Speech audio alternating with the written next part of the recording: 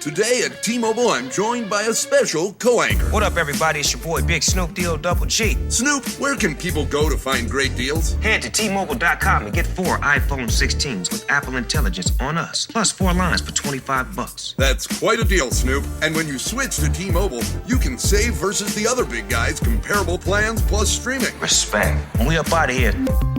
See how you can save on wireless and streaming versus the other big guys at T-Mobile.com/switch. Apple Intelligence requires iOS 18.1 or later. I can say to my new Samsung Galaxy S25 Ultra, hey, find a keto-friendly restaurant nearby and text it to Beth and Steve. And it does, without me lifting a finger. So I can get in more squats anywhere I can. 1, 2, 3. Will that be cash or credit? Credit. 4.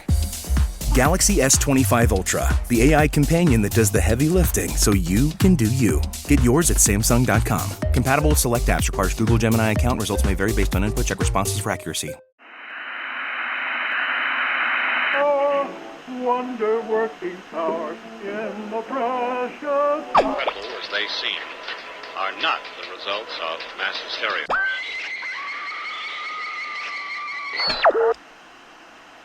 You may wish to adjust the dial. You're currently tuned into the wrong station.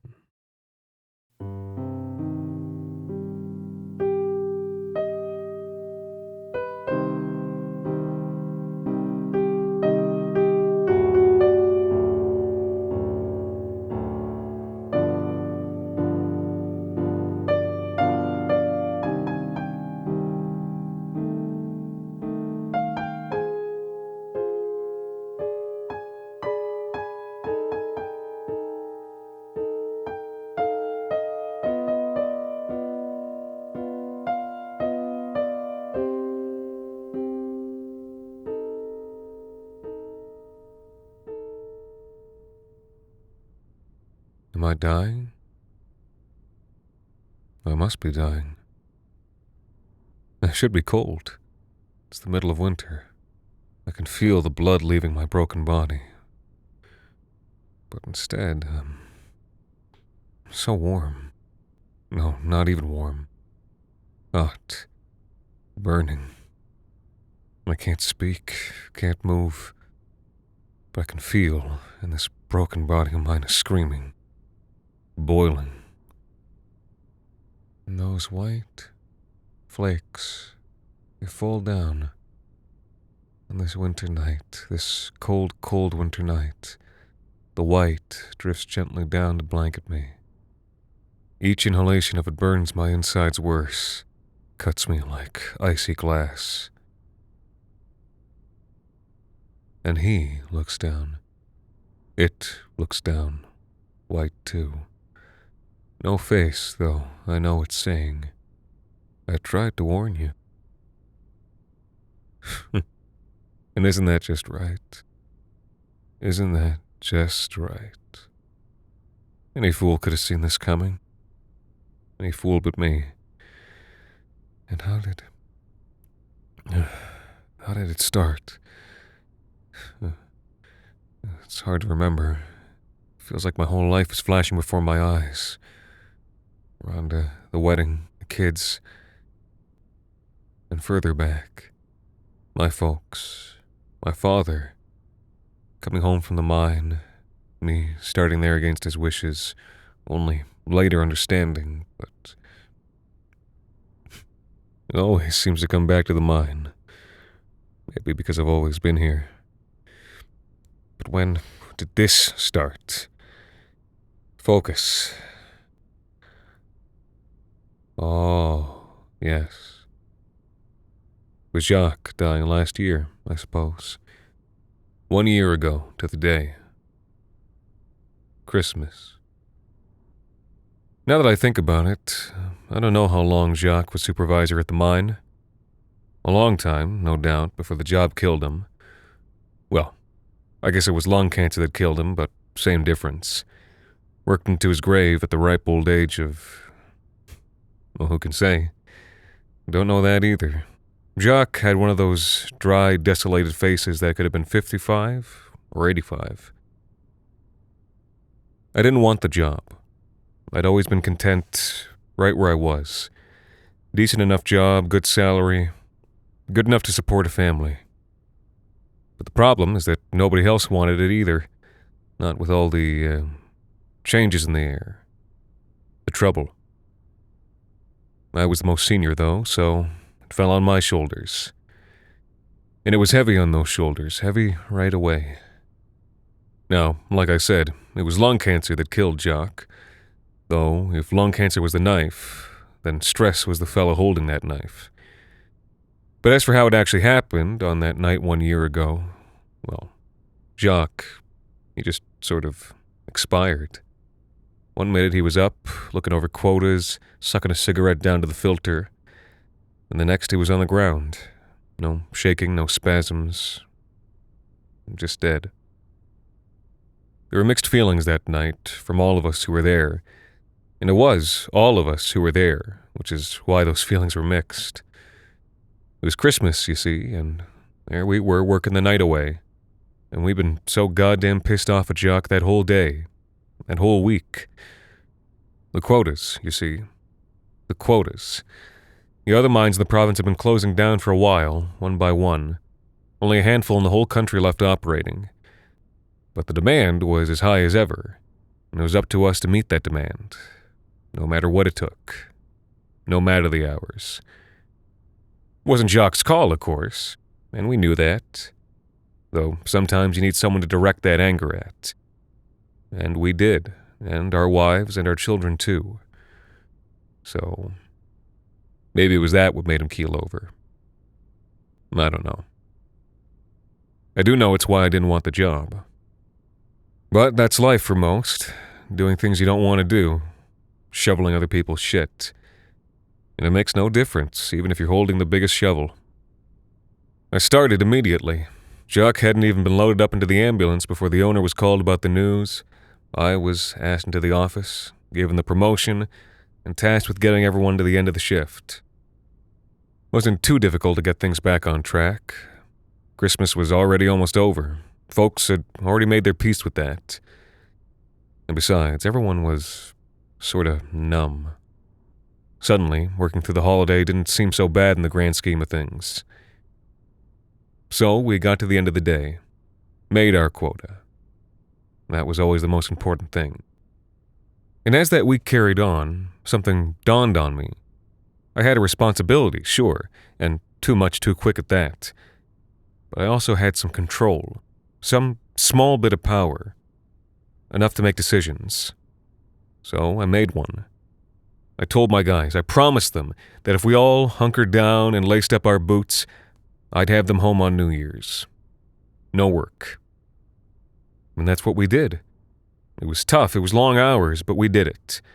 That pip mine was never more quiet than it was that January 1st. And I was proud. We were working too hard. They were working us too hard.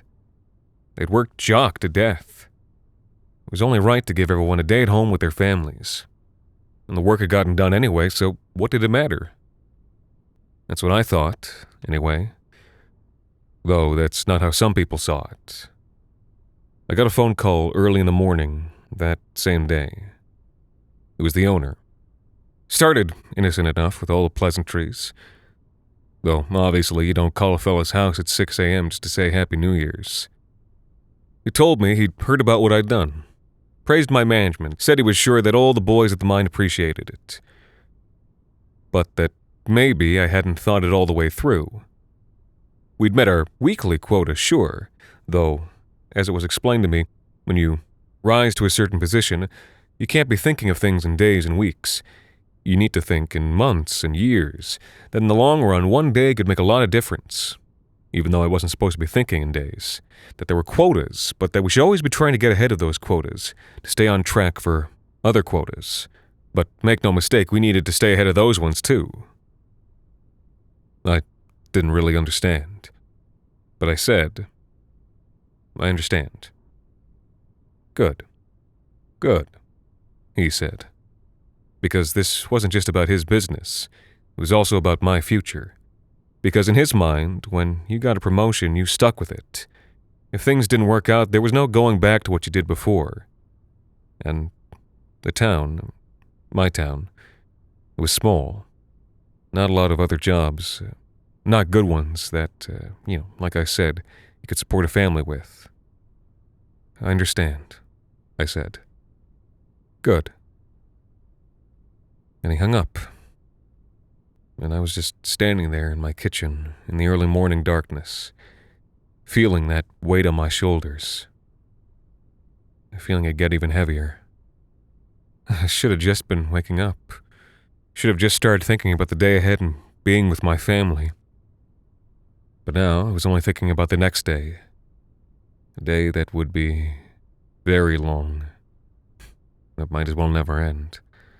A day that would stretch on until this very moment, right now, right here. I thought about that next day, and I thought about how Jacques must have felt in those last few weeks. And that was the first time I saw him.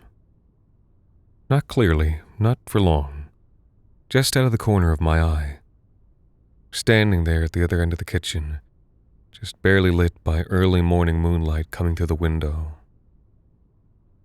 I could see that he was still wearing his uniform, the bright orange jumpsuit that he'd died in.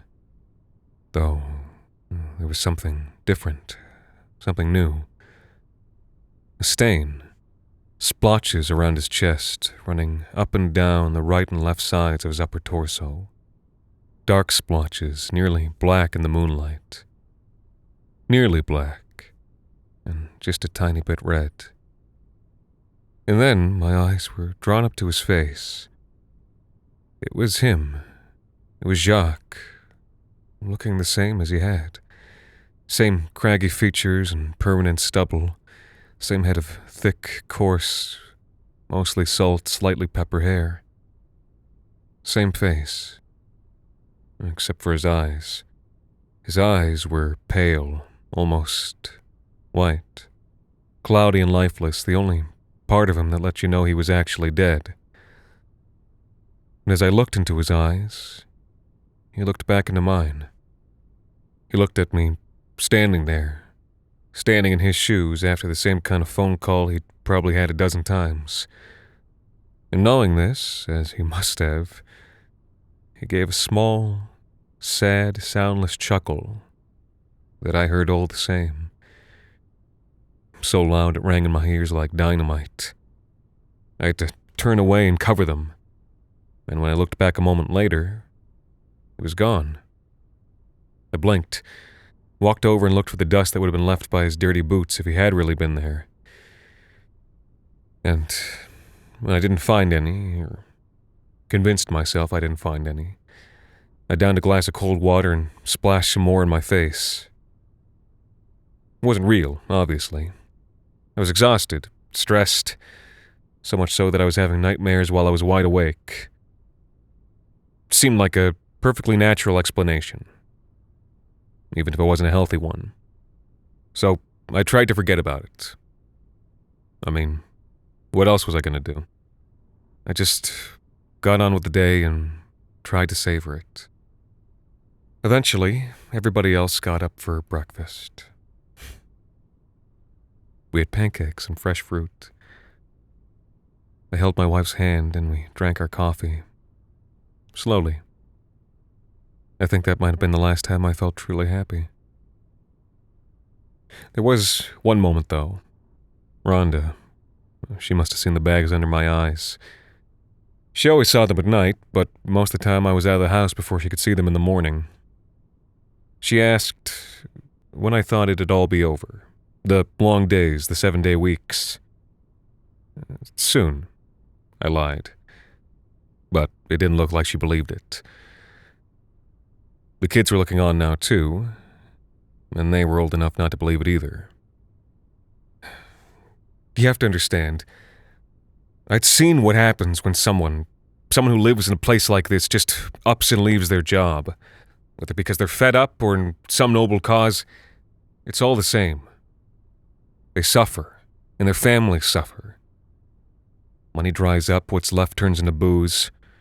The strike breaks, and alas, their soul breaks with it, and then they decide maybe it's easier not to go on. I'd seen it. I knew it well. I'd grown up in one of those families and come of age in what was left of it. I wouldn't let the same thing happen to Rhonda and the kids. And I wasn't under any illusion that there wasn't a better life out there. I wanted that for my children. But for me? Well, you know, maybe I figured it was too late for different places and better things. I never had much for imagination. I tried to explain all that to them.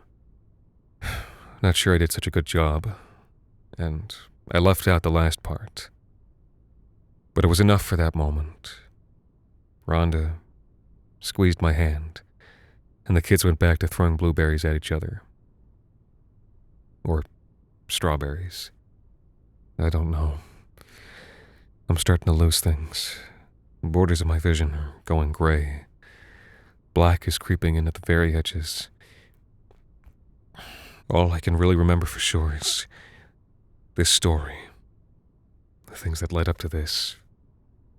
I was never really a runner. The way I see running is a gift, especially when you have stage 4 cancer. I'm Anne. I'm running the Boston Marathon, presented by Bank of America. I run for Dana-Farber Cancer Institute to give people like me a chance to thrive in life, even with cancer. Join Bank of America in helping Anne's cause. Give if you can at BofA.com/supportAnn. What would you like the power to do? References to charitable organizations is not an endorsement by Bank of America Corporation. Copyright 2025.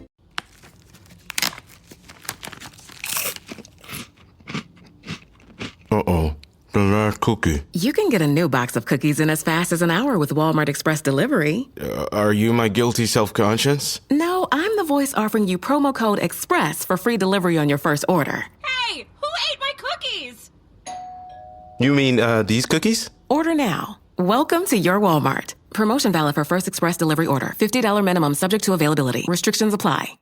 I was back at work the next day. From then on, it was a struggle. Every week, nearly every damn hour was a fight. Fighting to meet those quotas, squeezing every little bit out of every minute of work, so I could try and find a day here and there to give some of the workers time off. Taking shit from those same people for not working hard enough for them. That part was hard. Matt Delahaye had been one of my good buddies for most of my life. And for that first while of being in charge, I'd still been one of them. One of the guys. But by the spring, things had started to sour and frustrations mounted. I'd noticed it with Matt first. I'd get the cold shoulder when I asked him how his family was. I couldn't find him at our usual lunch spot, and soon I just started having lunch alone in my office. He was the first one to question me in front of everyone. Ask me what I planned to do when someone on blasting fell asleep standing up. Well, if you'd rather get some shut-eye, I'm sure someone else could use the hours. That's what I said right back. And I knew then that I wasn't one of the fellas anymore. I was management.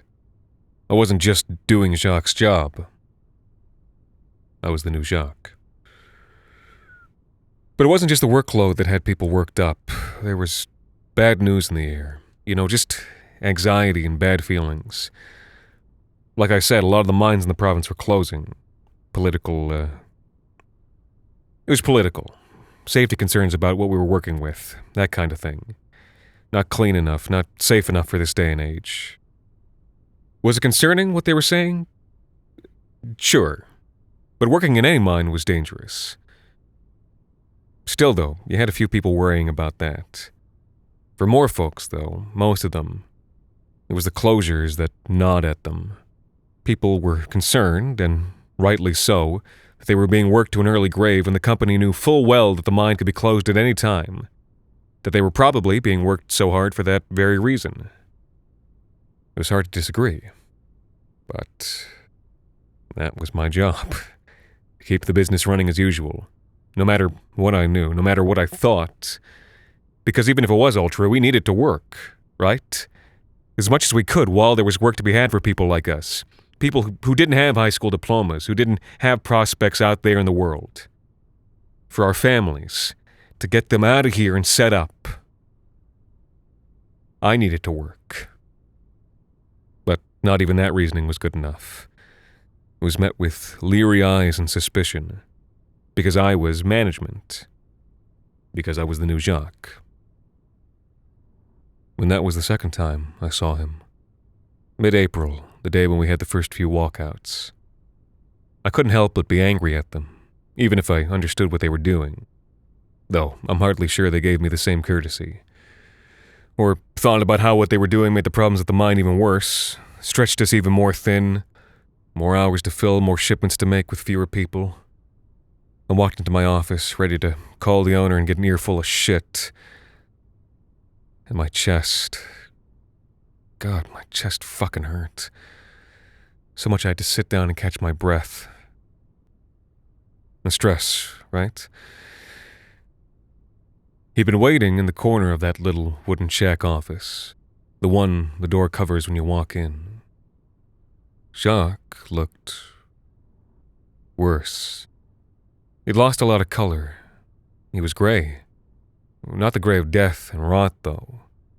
More like pumice. His skin was dry and cracked and flecked away in parts. Even his uniform was losing its color and starting to crumble away. Especially around his chest, where those stains had been.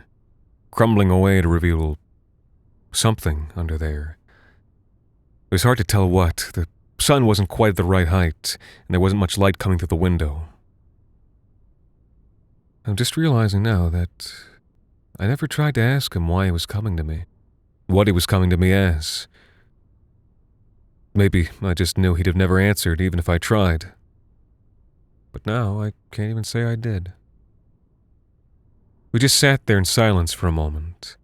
Me sitting in his old chair, breathing heavy, hand on my chest. And after a moment, slowly, he raised a hand to his own chest. Just kinda absently tracing around it, scratching a bit at those exposed patches underneath the crumbling worksuit. Little pumice flakes floating gently down to the carpet as he did. I didn't look away this time. I just watched him until, after a little while, he stopped and slowly made his way out the door, taking a left from the entrance.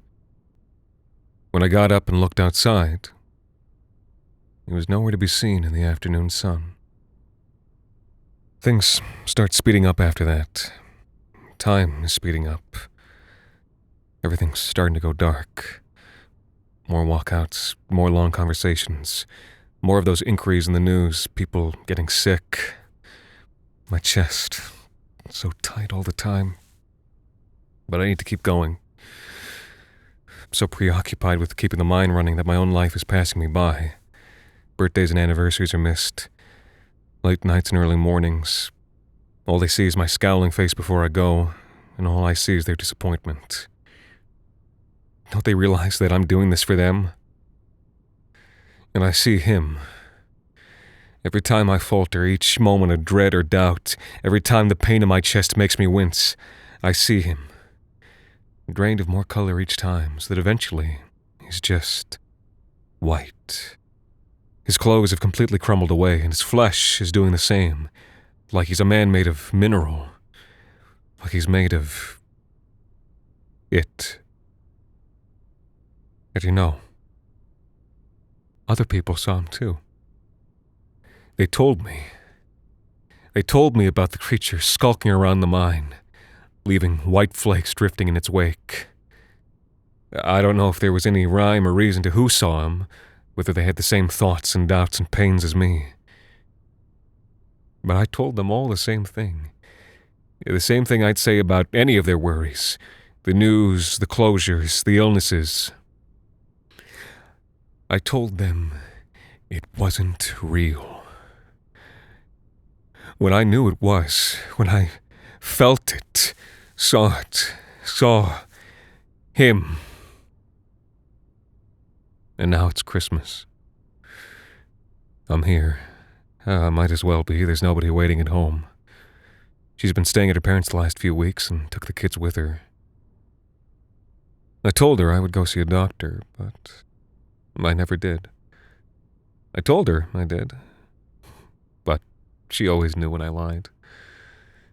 Even if she didn't, no explaining away blood on a handkerchief, or going down 2 pant sizes in as many months. And that was the last straw. I just couldn't make the time. I wonder what she'll think now. I hope she'll forgive me. Now I could say how it happened, I think.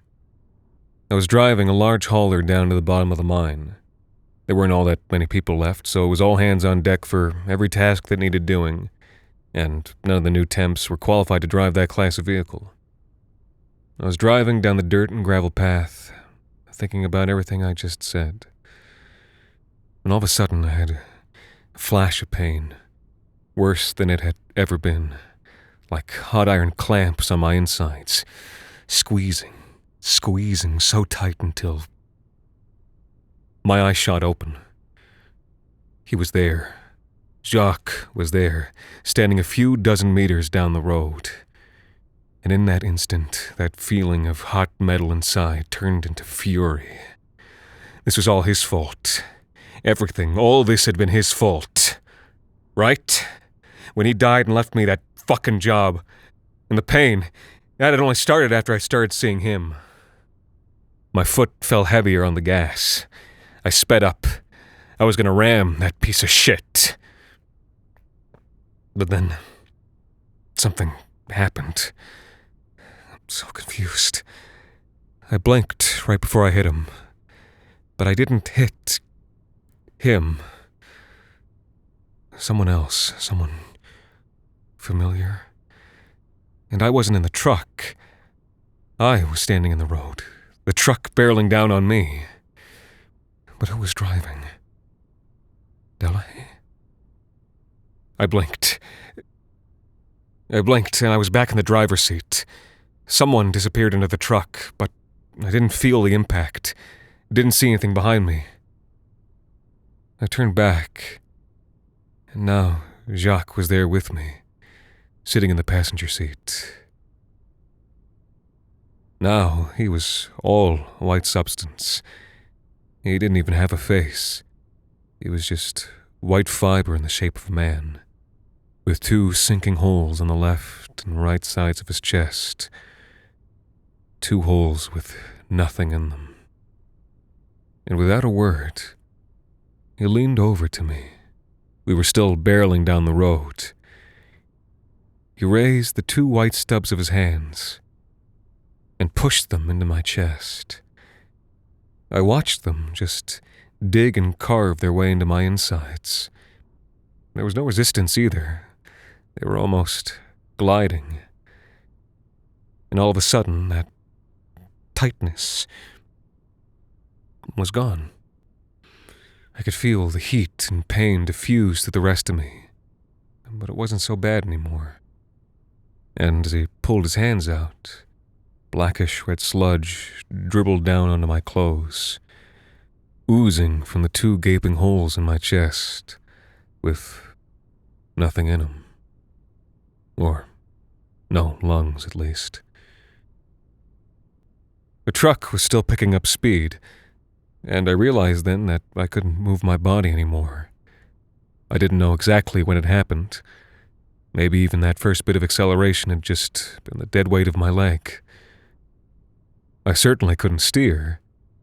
And the last thing that happened, the very last thing, was hitting the slope and the gas tank going up.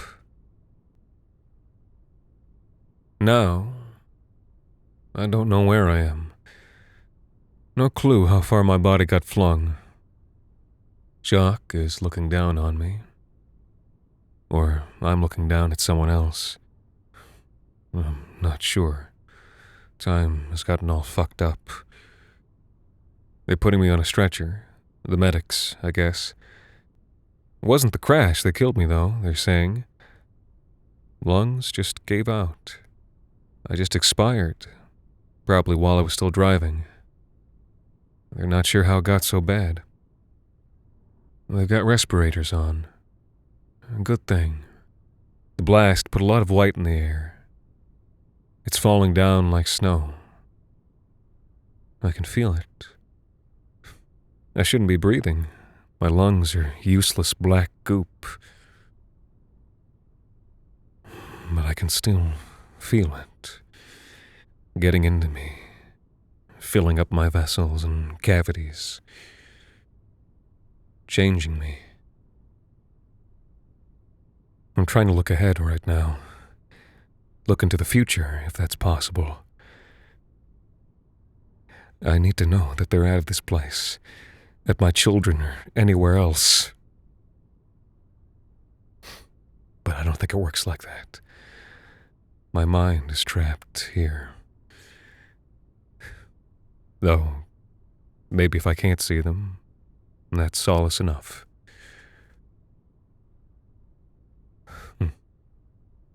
Well, I guess Maddie's going to replace me. I should check up on him once in a while. It's a hard job. It's a lonely one.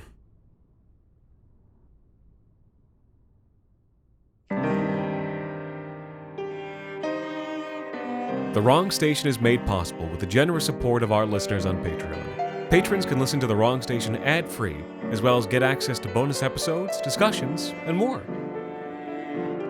This week's episode, Falling, White, Like Death, was written and performed by Anthony Botelho. Thank you to Victor and Chase T. Hopper, and a very special thanks to Matthew Delahaye for helping us keep the lights, well, off.